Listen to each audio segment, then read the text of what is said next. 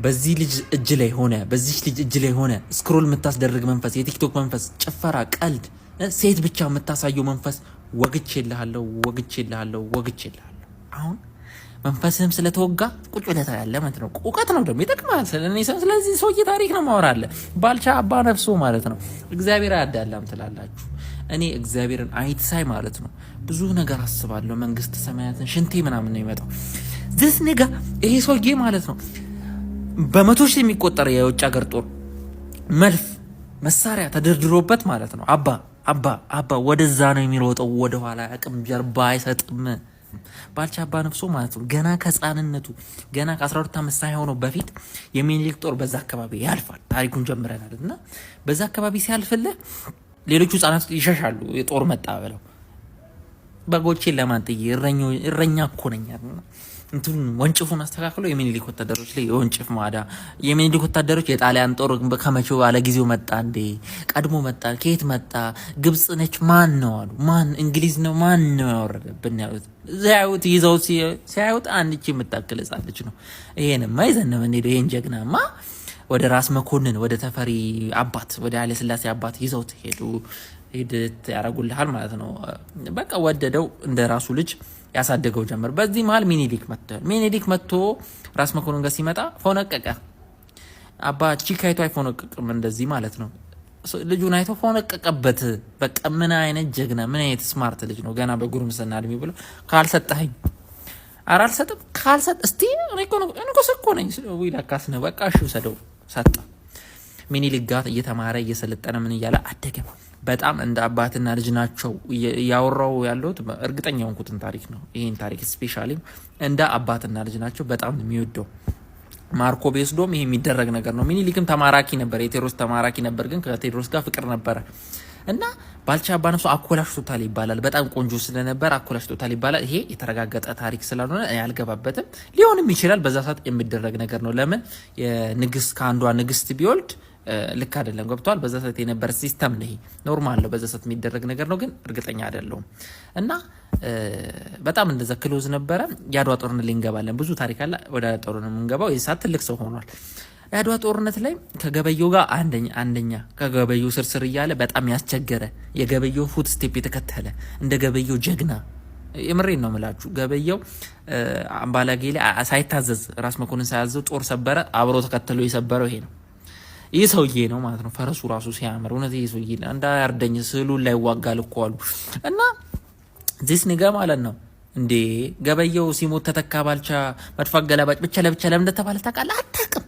ችግር አለብህ። ዝም ብለህ ነው በቃ ተረት የምትይዘው።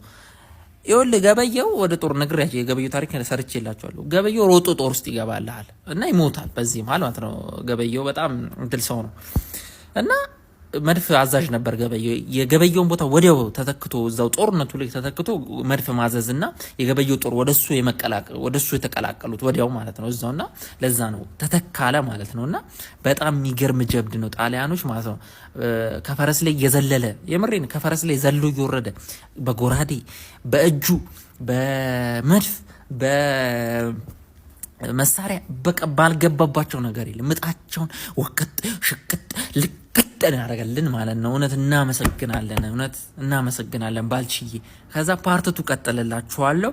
ፓርትቱ ደግሞ አርጅቶ እንዴት እንደተባረረ ከስልጣን ሚኒሊክ ከሞተ በኋላ በጣም የሚያሳዝን ታሪክ። ከዛ በኋላ ጣሊያን ድጋሚ ሲመጣ ደግሞ 79 ዓመቱ ነው። በ79 ዓመቱ ይዋጋል አይዋጋም? ሰው እስቲ ጉዱን እናያለን ካልክ ፓርትቱ እንዴት አድርጎ ከተማራኪነት ወደ ደጃዝማችነት እንዴት የሚገርም ጀብዱን ፓርቱ ላይ አለ። ይውግቡና ይሄ ፓርቱ ነው የባልቻ አባ ነፍሶ ሳፎ ታሪክ ማለት ነው። ባልቺቲ ማለት ነው ቀኝ እጅ ነው የሆነው ከአድዋ በኋላ በቃ የንጉሱ ቀኝ እጅ ነው የሚሆነው፣ የሚኒሊክ ቀኝ እጅ ነው የሆነው። ከዛ በኋላ ላይ አጼ ሚኒሊክ ታመመ። ከብዙ ጊዜ በኋላ አጼ ሚኒሊክ ሲታመም ማነገሰ? አጼ ሚኒሊክ ታሞ ሲሞት ልጅ ኢያሱ ደግሞ የሸዋ መኳንቶችን አልፈለገም። እነ ተፈሪ መኮንን እነ ጣይቱ ሚስት ስለሆነች እንጀራ አያቱ ነች። ቀጥታ እንትና አያቱ አይደለችም አልወለደችው እና ባልቻ ምን ወደዛ ከስልጣን ዞር አረጋቸውና የራሱን ጓደኞችን አስቀመጠ ስልጣን ላይ ልጅ ኢያሱ። ከዛን ባልቻ በዚህ አልተቃወመም። ለምን? ሚኒሊክ እሱን ያወረሰው ኢያሱን። ስለዚህ ከሚኒሊክ ተቃራኒ ሜዳ አልፈለገም ቢሞትም ማለት ነው። ከዛ ማን ይጥለዋል ኢያሱን? ተፈሪ መኮንንና ፊት አውራሪ ሀብተ ጊዮርጊስ ማለት ነው ኃይለ ሥላሴና ሀብተ ጊዮርጊስ ይጥሉትና ይሁን እሺ ሲባል ዘውዲቱን አስቀመጡ። ዘውዲቱ ደግሞ የሚኒሊክ ልጅ ነች። ዘውዲቱ ስትቀመጥ ዘውዲቱንም ብድግ አድርጎ በጠረባ አንስቶ ወደዛ ይወረውርልሃል አፄ ኃይለ ሥላሴ ማለት ነው እና ይነክሳል። ተናደደ። እንዴት አንተ የሚኒሊክን አደራት ይበላል? ቃል አስገብቶ ነው የሞተውን ሰውዬ ብሎ ከሰጣ ገባ እንካ እንካ እንካ እንካ ግብር ሲጠራ እዛ ቀቀላችሁ ብሉት ተባለ።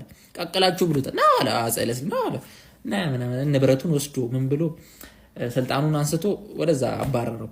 ዝም ብሎ ከትንሽ ሰዎች ጋር ሆኖ ወደ ሀገሩ ወደ ሶዶ አካባቢ ተመለሰ እና ገበሬ ሆኖ በመኖር ላይ ሳለ አረጀ። ኖርማል ላይፉን እየኖረ ነው በዚህ ሰዓት። ግን አንድ ነገር መጣ። ጣሊያን ድጋሚ ከ40 ዓመት በኋላ ተመልሶ መጣ። ጣሊያን ድጋሚ ሲመጣ የ79 ዓመት ሽማግሌ ሆኗል። ይሄን ይመስላል እንደምታየው። ጣሊያን ሲመጣ ተመልሶ ለሁለተኛ ጊዜ እንደዚህ አርጅቶ የ79 ዓመት ሽማግሌ ሆኗል። በ79 ዓመቱ መቼስ አይዋጋም ካልክ ተሳስተሃል። ሰውየው ባልቻ እኮ ነው። ባልቻ ማለት ባልችቲ እኮ ነው ሰውየው። እንዴት ባልቻ ማለት ነው። አባዬ አይሰማህም ማለት ነው። ሞቶ ይዋጋል እንዴ? ስዕሉ ይዋጋል ሰውየው። ከዛ ሄደላቸው ከና በባረገ ገምነን ግንኙነት አለውና ሄደ ለውጊያ። በዚህ መሃል ላይ ያገኘውን ጀማው ጋር ተጠራርቶ ሲሄድ ኦልድ ፍሬንዶቹ ጋር ምናምን እንቁለው የድሮ ጣለ እንዴ ምናምን ተባብለው ተጠራርቶ ሲሄዱ ባንቱ የሚባል ቦታ ላይ ተገናኙ፣ ተፋጠጡ። እንካ ሲጮቱ መሸ። ቀን የጀመረ ውጊያ ማለት ነው። ከዛ በቃ ሲከር ነገሩ እነሱ እየተረቱ መጡ። እየተሸነፉ ሲመጡ አንድ አሽከሩ ይመጣና እንሽሽ አለው ባልቻ። እኔ ልሸሽ አንተ ልክስክስ ተዋናም ነው ያለው። እንዲህ ነው ያለው ኤግዛክትሊ ይመስለኛል። እና ሰድቦ አባረረው። እሱ መዋጋት ጀመረ። ከጎኑ ያሉት እንዳለ ወዳደቁ። በዚህ ሰዓት ላይ የቻለውን ያህል ይዞ ያልገባው የ20 ዓመት ወጣት የለም። የ20 ዓመት ጣሊያን ወታደር የሰለጠነ ወታደር በ79 ዓመቱ አርከፍክፎ ባልቻ አባ ነፍሶ ተመቶ ዛፍ ስር ወደቀ መሰለኝ። ዛፍ ስር መሰለኝ። አየህ የጊዜ እንጂ የሰው ጀግና የለም የሚባለው ለዚህ ነው። ይህ ሰውዬ በ30 ዓመቱና በ20 ዓመቱ ቢሆን ያገኙት ኑሮ ለብቻው ይበቃቸው ነበረ። ያን እዚህ ሆነ ለብቻው ማለት ነው። አንድ እዚህ ሆነ ሰው ነው ይህ ሰውዬ ማለት ነው። እንዲህ ቀጥኖ ስታየው የዋዛ እንዳይመስልህ። ጀግናው ወደቀ። ጣሊያኖቹ ሲያዩት እንዴ አሉ፣ እቺ ቀጫጫ ሰውዬ ነው እንደዚህ ላሳት ይተዋጋናሉ። ደግሞ ታሪኩ ሲያጠሩ የዋሰ ገረማቸው። ጭራሽ ኋላ ድረስ ሄዶ የለበለባቸው ወደ አድዋ ላይላ ጉድ የሰራ ሰውዬ መሆኑን ሲያውቁ በጣም አሜዝድ ሆኑ። በጣም ይገርማል። ጀግናው ወደቀ።